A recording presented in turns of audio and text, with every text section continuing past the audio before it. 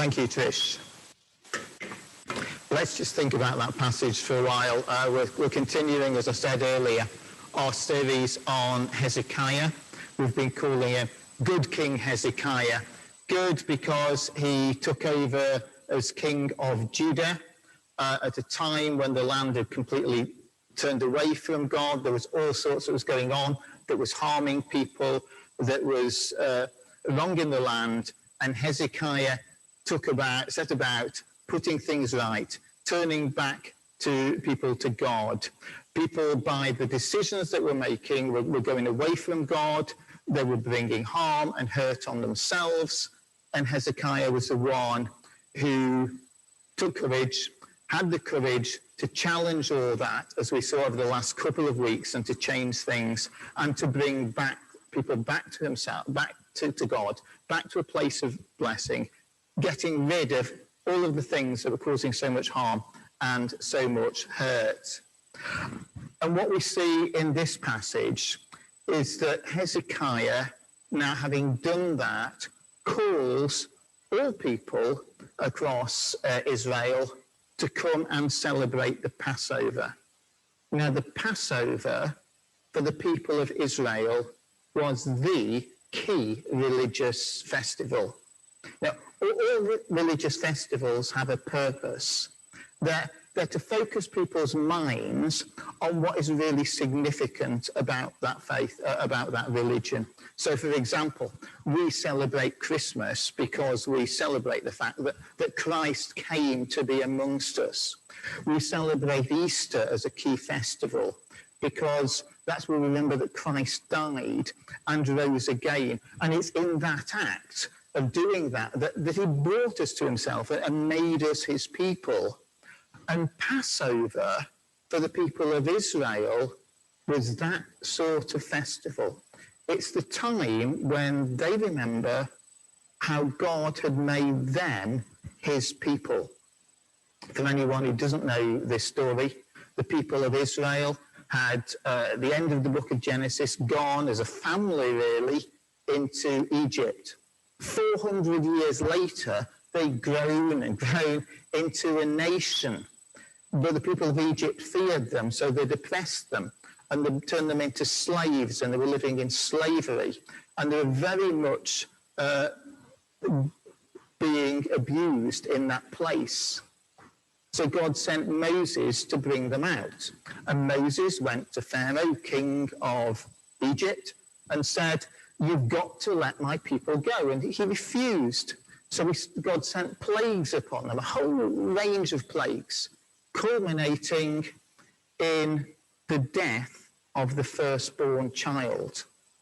And the judgment was going to be that God was going to move across the land, killing every firstborn child in Egypt, except for in any house where the people of Israel had slaughtered a lamb, taken the blood, put it on the lintels at the top of the doorway and on the doorposts of the house. And whenever that judgment came to that house, the promise was God would pass over. So that happened in the night, and the following morning, you can imagine the outcry in Egypt of what had happened, and yet the people of Israel had been protected. God's judgment had passed over, and they were allowed to go, and they went out of that place, and then they went through the Red Sea and became the free people of God. And Passover is when the people of Israel look back, remembered that, remember how God had acted with such decisive power, had acted for them, had made them his people. And the important thing to remember in relation to this passage is at the time of Hezekiah, Israel was divided into two kingdoms. There was the northern kingdom of Israel itself, and there was the southern kingdom of Judah, where Hezekiah was king in Jerusalem.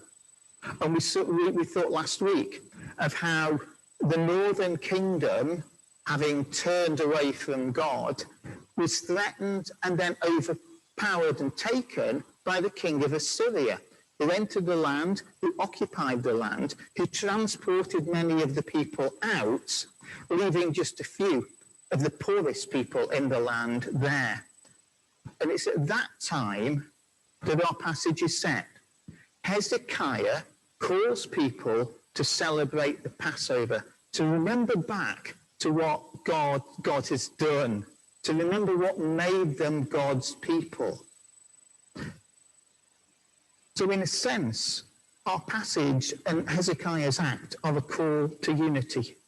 He's calling all of the people of Israel, whether they're those living in freedom still in Hezekiah's reign in Judah, or those who've been occupied and suffered greatly in the north. He's calling all of them to come back to worship God. That's what this passage is really all about. I suppose it's a bit like a church leader today, calling people to unity around the cross. What unites us as God's people is that we can come to him because of what he did on the cross. And it doesn't matter what our background is, and it doesn't matter what our circumstances are, he calls us back to him. And it's sort of that. But what we see in this passage is when Hezekiah sends messengers up into Israel, the northern kingdom, most of the people hearing the message, they laughed, they mocked. In a sense, though, we can probably, if we're really honest about it and think about it, we can probably understand that. Just imagine what life must have been like for those people. They've lived in a land where they thought they were God's people. They've been invaded by the king of Syria. Most of their neighbours have been transported to, as far as they can see, they don't know where. They've just been taken out. And the people who are left are the poorest people. And that actually says a lot in itself. They were the poor people. So probably before the king of Assyria came, probably life was not good for them. And here it is, from the southern kingdom, people come up and say, come back and celebrate and remember how great God is, all that God can do for us, how he can make a real difference in our lives, and how he called people to himself. In a sense, we can understand why people mocked. I mean, if we're honest with ourselves, that is something many of us struggle with today. How can we believe in a good God who we say is compassionate, who we say has power, who we say acts with great power on our behalf to make a difference, when actually our experience of life is not being good? I would suggest it's relatively easy to see where those people are coming from. In our passage, we get a basic answer to that question, that the people of Israel and Judah had gone against God. They started looking to other things to meet their needs. In doing so, they got involved in all sorts of things that were not helpful, that were not good, and that were doing harm. Now, for the people of Judah, that had been addressed. Hezekiah had come and challenged it and brought people back. For the people of Israel, it hadn't been addressed. And try and imagine what it'd be like being those people of Israel. Because actually, they were not the ones who made the decisions to turn away from God. They were the poor people. You know, the leaders and the decision makers who led the nation that way, they were the ones who've been taken out captive. The people who had no say in it are the ones who are left. But then look at what actually happened. What did God do for those people? Those people are actually, we could say, the victims of those authorities who've been taken away. Well, actually, if we analyse the actions of God, God had removed those decision makers out of the system. What's more, God had put in place a good king in the southern kingdom who was going to call people back to himself. Not only that, having put a good king in the place, that king sent messengers to these people. What we get in this passage is a picture of actually God doing what he can to bring those people back to himself, away from the place of harm, into the place of blessing. And what we also see in this passage is that actually God went the extra mile to do that. In verse 3, we're told that they didn't celebrate the Passover at the normal time. It was laid down when Passover was to be celebrated. It was to be celebrated in the first month. But it wasn't going to be possible for people to come from the distances they were into Jerusalem. They didn't have enough warning. So, well, rules that had always been, that actually had been set down by God, were changed, were moved, so it could be a month later, so that people could travel to Jerusalem to celebrate the Passover. What's really interesting is that it also says in verse 3 that the priests, the people who were meant to be leading the celebration of the Passover, weren't ready to do so. They hadn't prepared themselves. So the Passover was made later. God was going the extra mile. And in fact, in verse 15, what we see is that those priests still hadn't prepared themselves when the people came. So the people celebrated the Passover anyway, and that so shamed the priests that they actually became what they should be. Now, what's emerging in this passage is a picture of God doing everything possible, changing the rules, doing all that he can to bring people back to God, going to great lengths. Have you ever heard people say something like, yeah, I like the God of the New Testament. Yeah, the way we see God presented in the New Testament is he's loving, he's compassionate, he's acting for us, he's trying to do what he can to bring us back to himself, he's forgiving, he works in our favour. But then they say, but I'm not so sure on the God of the Old Testament. Yeah, I've got my doubts about the God of the Old Testament because he seems to be a God of judgment, a God of punishment, a God who I can't easily relate to.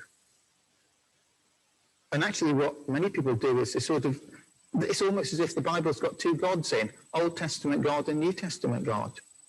What we see in this passage is it's the God of the Old Testament too, who's acting for the people, who's doing what he can to bring them back to himself, who's showing that love and compassion of calling people back and making every step possible to make them able to do that. And in our passage, some sneered, some mocked, others responded.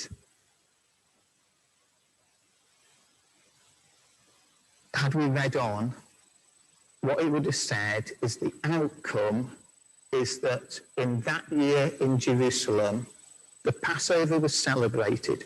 It was celebrated in such a way that the passage says that it had never been celebrated like this since the time of David and Solomon. We can read that and we can look back and say, well, they were the heyday of the people of Israel. And we can also imagine that in this year now, there was such a big celebration, it matched the size of the celebration in those early years, at the heyday of the people of Israel. But actually, it means something more than that. Because David was the first king to have united Judah and Israel. His son Solomon kept the kingdom united, and under him it grew. But after Solomon, the kingdom was divided again. There was an attempt to reunite it, but it failed. So never since David and Solomon had all the people of Israel celebrated the Passover. Yet this year they did. Hezekiah, good King Hezekiah, made it possible for the whole of the people of God to come back and remember what it was that made them the people of God. You know, surely that has got to be the vision and the mission of the church. To make it possible for people to come back to God. No matter what our circumstances, no matter what failings we might have done, what we see through Scripture is God making that possible. It's what we see in the cross. And therefore, each one of us has a choice to make. Are we going to laugh? Are we going to mock? Or are we going to accept it? Are we going to respond with gratitude? Are we going to come and really worship him?